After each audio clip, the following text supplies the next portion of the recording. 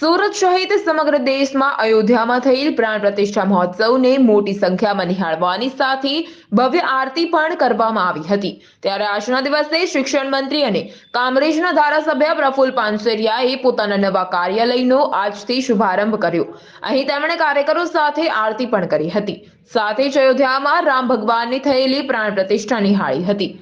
આજે સમગ્ર દેશ રામના રંગે રંગાયો છે, ત્યારે નેતાઓએ પોતાના કાર્યાલયની સાથે સાથે પોતાના વિસ્તારમાં ઉજવણી કરી હતી। ત્યારે પ્રફુલ્લ પાનસેરિયાએ પણ કાર્યકરો સાથે જ આરતી કરી હતી। ત્યારબાદ સૌ કોઈને શુભકામનાઓ પાઠવી હતી।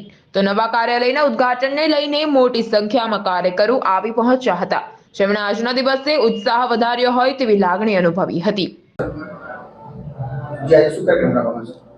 આજ રોજ કામરેજ વિધાનસભા ક્ષેત્રની મારી જૂની ઓફિસ અવધ વાઇસરો બિલ્ડિંગમાં હતી, તે શિફ્ટ કરીને સિંહ સર્કલ અને ગણેશ રો હાઉસના ગેટ પાસે આજે સેવા કાર્ય મારી ઓફિસનો શુભારંભ અહીંયાથી પહેલો માળ અહીંયાથી થયું છે।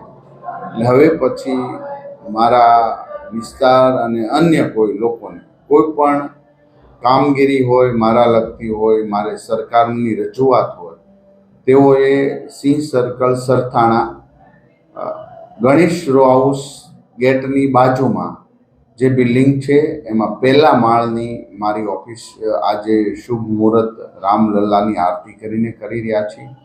આદરણીય નરેન્દ્રભાઈ મોદી સાહેબે જે સેવા યજ્ઞ કરી રહ્યા છે એ સેવા યજ્ઞના રૂપે અમે એક કાર્યકર્તા તરીકે ગવર્મેન્ટની યોજનાનો અંત્યોદય સુધી જનમાનસ લોકો સુધી આ યોજનાઓ પહોંચે, એમનો લાભ મળે, એજ્યુકેશનથી લઈને હેલ્થથી લઈને તમામ ક્ષેત્ર પર જે ગવર્મેન્ટના કામો છે, જે એમના યોજનાઓ છે એ લોકો સુધી પહોંચાડવાનું આ કાર્યાલય એક અમારું નિમિત્ત બનતું હોય છે। ત્યારે આજે ભૂપેન્દ્રભાઈ પટેલ સાહેબના માર્ગદર્શન નીચે ગુજરાત સરકાર શ્રેષ્ઠ કામગીરી કરી રહી છે। ત્યારે અમે પણ અમારા વિસ્તારની અંદર અમે ચૂંટાણા છીએ, મંત્રી તો ગુજરાત રાજ્યના છીએ, પણ ચૂંટાણા છે એ વિસ્તારને પણ અમે પૂરેપૂરો ન્યાય મળે એનો પૂરી રીતે ખ્યાલ રાખી રહ્યા છીએ। નરેશ સિમરણ, મહાદેવ ન્યૂઝ, સુરત।